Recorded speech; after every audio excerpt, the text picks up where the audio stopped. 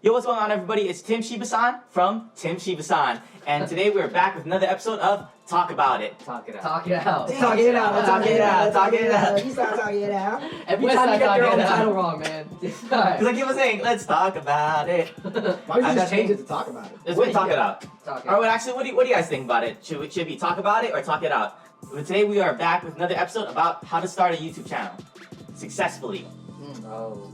So today we have the Fung Brothers and Nelson Chan Hoop in Life. I feel like a lot of people, they have the gear or they have like a passion to start a YouTube channel, but they don't know how to do it. Yeah, I mean, you know, to be honest, we get that question a lot. Let's pretend somebody asked us a question. Yeah. Hey, Fung Bros, or hey, Shiba-san, we really want to start a YouTube channel. I love YouTube.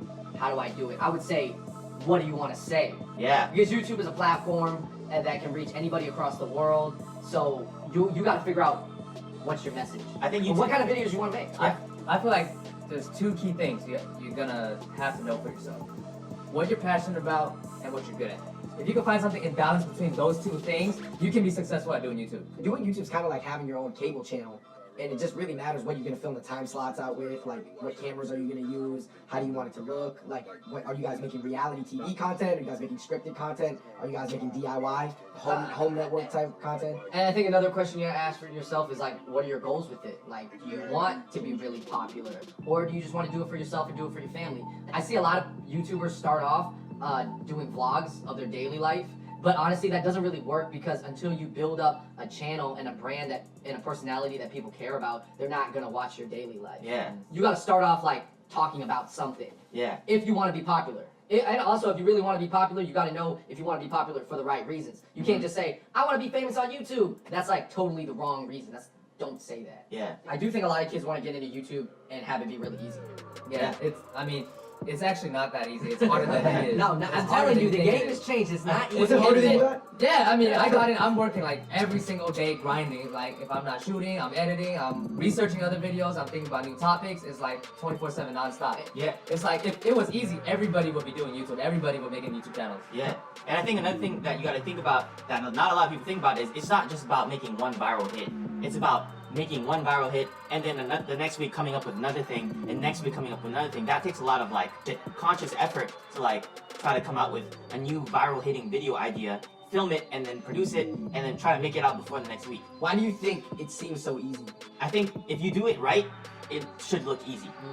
Okay. So I think if that's why like, you know, Casey Neistat or like, you know, all these other YouTubers that like dish out videos every day, they make it look easy and that's the ones that are successful, and then those are the outliers that everyone sees and it's like, oh yeah, I can totally do that. There's a lot of hard work going on behind the scenes. Like I think a lot of people don't see the stuff that goes on behind the scenes. I agree. Yeah, that's a good point. First things first, you have to get the camera. You can get any type of camera because, you know, back in the day, they didn't really have that many cameras, but then there's still YouTubers that made big hit videos with those. Or even like, you know, those like street fight videos where people start fighting and stuff, those can go viral. And it's filmed on a really bad camera. You film it on like a Flip phone I camera. mean, your bro. iPhone, Android, even your MacBook or your laptop camera. even an Android camera. Yeah. Yeah. Hey. Yeah, phone cameras are really good for starting I mean, out. technology nowadays is so advanced that yes, your basic phone, iPhone, Android, whatever, can get the job done. That's check one. Get a camera, because you could use your iPhone. And then step two, just like we said, know what you're about to talk about. And then I think step three is that I feel like you have to package it the right way. Because, you know, you could talk about stuff, talk about girls and stuff like that, but anyone can talk about girls. So you have to hit it with that right angle, like what do girls like? That's what the Fun Bros made. They made a video about what Asian girls like. So Here it Did is. some research Check it for out. that. I would say this is my starter kit package. Okay, Canon 70D. So it has an articulating screen. You can just touch it to autofocus. It's perfect for vlogging. Rode Video Micro. You know why I said the Rode Video Micro? Because you don't need batteries for that microphone. So you don't have to worry. You just throw it on your camera and never take it off. yeah. And I would say maybe one softbox kit Yeah. for lighting. Yeah. Those are cheap. One softbox kit. You don't even have to get the nice one. Literally get a Cowboy Studio softbox kit off Amazon for $150. So let's say for the camera you're looking at what? $700. The microphone $50. Softbox kit's $150. So you're looking at $900. But with $900, you could run a really successful YouTube channel. Oh yeah, you need an SD card. Yeah. And a SD card. laptop with some sort of editing software, or you have someone else edit it for you. Yeah.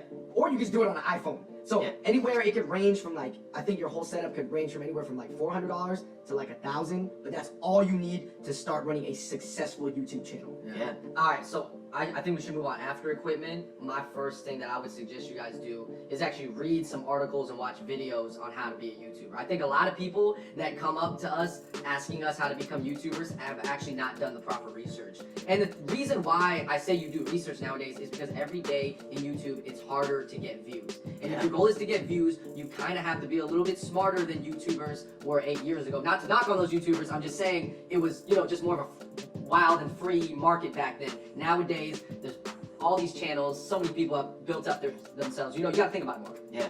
Nelson, you just started your channel. Why don't you talk about what research you think helped you? Man, in terms of research, I did a lot of research. I did a lot of homework. I watched, hundreds of different channels on how other people, work their channels and how their systems like. Particularly, I do basketball-related content, so I watch pretty much all of the other basketball-related content on YouTube just to see, what they do correctly, what they do non-correctly, so I can gauge on what I'm able to do. So, for you guys as being successful YouTubers, what do you think is something that makes people, separated you guys from the ones that, failed? And we don't have fun, man. I'm just kidding. Man, I would say it's literally just maybe having a really strong thing that we wanted to say. We have a lot, too much, about the world and society and people and individuals. That's why our videos are so long. Micro to macro. I think, it was just, destined to work for us because we had such, a strong message that we wanted to say, but we knew how to make it commercially accessible to people, fun and entertaining. So people are like, oh, I'm getting a message, it's educational and it's fun at the same time. Usually I'm looking for either just fun and it's fast food content, or it's educational is kind of boring. I just do it when I need to supplement my homework, or it's better than Spark Notes because it's even easier than Spark Notes. I don't have to read it. But then to combine the two, which was very natural for us, I think that's what separated us from other people. No, we're not a better version of some other channel. No. We're actually just the only channel that does it how we do it. Content aside, man, I think it was the consistency, the persistent hard work. Yeah. Consistency is key. I think we weren't afraid to work with a lot of different people and put people in our videos. We weren't selfish about that kind of thing. I would say if, for example, you do need to pay somebody to do something for you to make a video, go and do that. That's gonna make it a lot easier. Yeah, you gotta learn to pay people. Even if it's $50 to edit a video for you, so that you don't have to do it yourself, and then you're thinking about other ideas to make. I mean, that's okay. That's how a lot of people do it.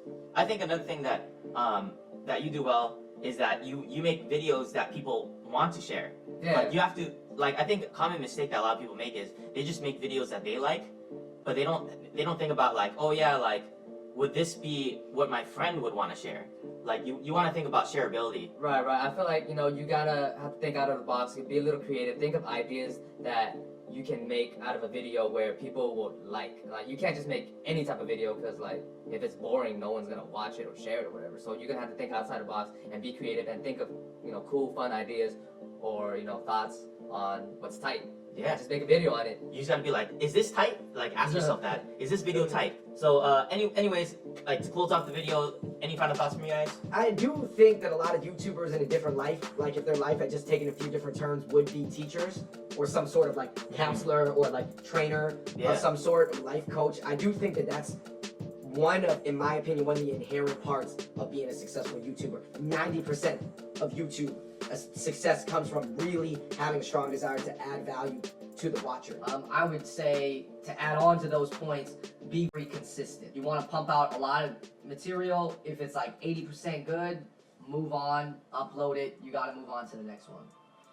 Yeah, on to the next one. You kind of got to keep that ball rolling. Yeah. Even if that ball hits a wall, you can't just stop the ball from rolling. The ball just got to kind of boom and then just keep go around the wall and just keep Right. pushing. It's kind of like a heavy rock. It's very, very hard to move it when it's still, but you keep pushing it, and as it slowly starts to move, it gets easier to push. But if it stops, it's gonna get hard again for you to start moving again. So basically, keep rolling, don't stop. It's gonna be hard to pick it back up. Keep rolling the boulder. That was an amazing analogy. That was. All right, I think we get it. See, that's why your channel getting some views, man. 'Cause you can teach them. What do you hope to teach your audience? what I love to teach my audience. I think my channel is all about, you know, stuff that I found that's useful for me, and then trying to show the audience that. I feel like I'm like a typical Asian guy, but I go through a lot of struggles, and I always try to learn from it. I'm trying to do growth content, and you know, try to think about what I've learned in those situations and trying to like pass that knowledge on to you guys. Also, what I've learned from you guys, I'm gonna try to pass that on. My channel is all about passing on knowledge. All right. Right on, man. All right. I'm ready. You know what? I'm excited to see this video come out because it's funny because you just started your channel and then here's a video about how to be a successful YouTuber. So Yeah, well, I've kind of been in the game, you know, from like Been helping you guys out. I also try to help out Richie's channel. I feel like I've been in the game long enough so that I have a lot of knowledge and a lot of opinions about the YouTube world. And I definitely urge like anybody of any background, but I'll say one thing is that I don't really see any young Asian YouTubers. Yeah. I can't even think, to be honest, maybe outside of a makeup guru or something like that, I can't even think of like one. Yeah, so that's the question passing on to you guys. Could you guys be the next one? David and Andrew, they're looking for it, and I'm really looking forward to seeing more YouTube content creators coming out.